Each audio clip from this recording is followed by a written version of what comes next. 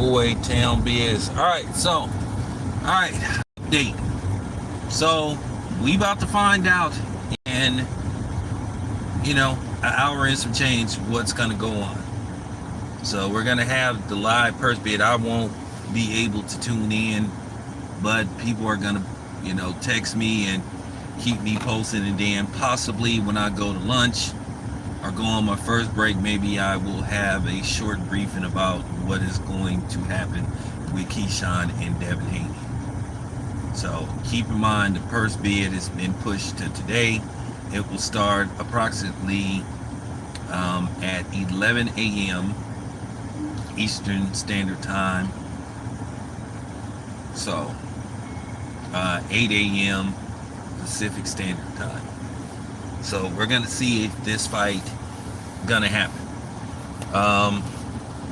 Like I said before, if it doesn't happen and Devin has to go another direction, it's entirely pretty much on Keyshawn Davis. He priced himself out, and he isn't a good businessman, and he shouldn't call himself the businessman because he's not doing good business. Basically Team Haney is, kicking back. They've been kicking back. They have tried to work out a deal. Top Rank was going to put up $12 million for this fight. 9 go to Devin, and 3 go to Keyshawn. And for Keyshawn fans to sit up here and try to say he should get more, he should get half, you don't know boxing. You don't know the business. And the thing is with Devin was willing to make sacrifices. That man had to go to Australia not once but twice. And he took short money to become undisputed. Now keep in mind, they lowballed Devin Haney. Because really they was trying not to make the fight. But Devin Haney called Team Kambosos bluff.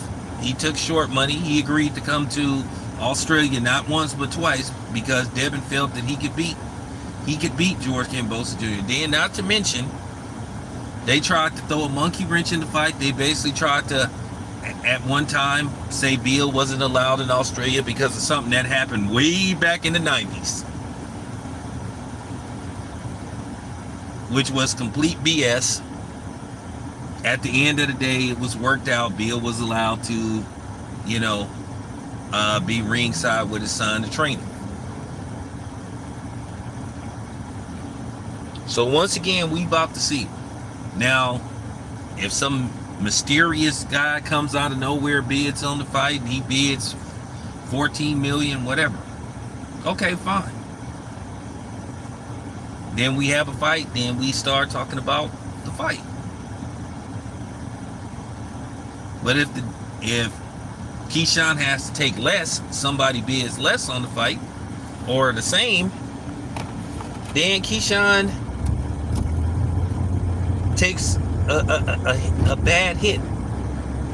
His reputation takes a hit, which his reputation is been taking a hit over the past few hours, over the past few days as well. So we about to see what's going to happen with this. It's basically, do we have a deal or don't? I hope a deal is reached, because at the end of the day, I'm tired of talking about fights that's not happening.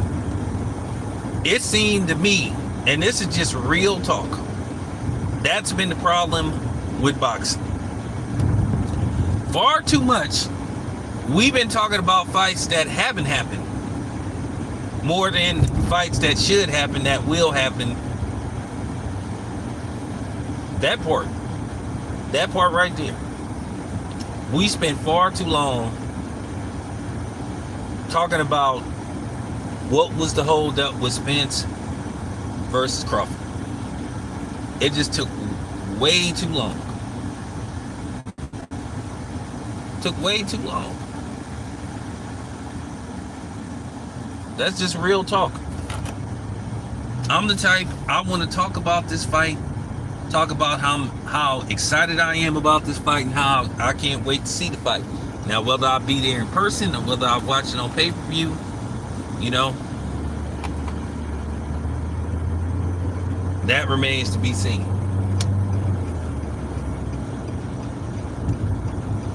But the bidder that many people the bidder that Keyshawn believes is going to come in the 11th hour and bid on the fight is Turkey. But Turkey has showed no interest in this fight. But like I said, we'll see. We'll see. But I just want to say, as you know, as a journalist and a dude that covers boxing, since I've been like covering boxing, since I've been doing the media thing, it just seemed far too much and often that I'll talk about fights that don't happen. I'm just tired of hypothetics. I want to talk about fights that's like signed, sealed, and delivered. So there you go. Anyway, I'll keep you guys posted. I'm out.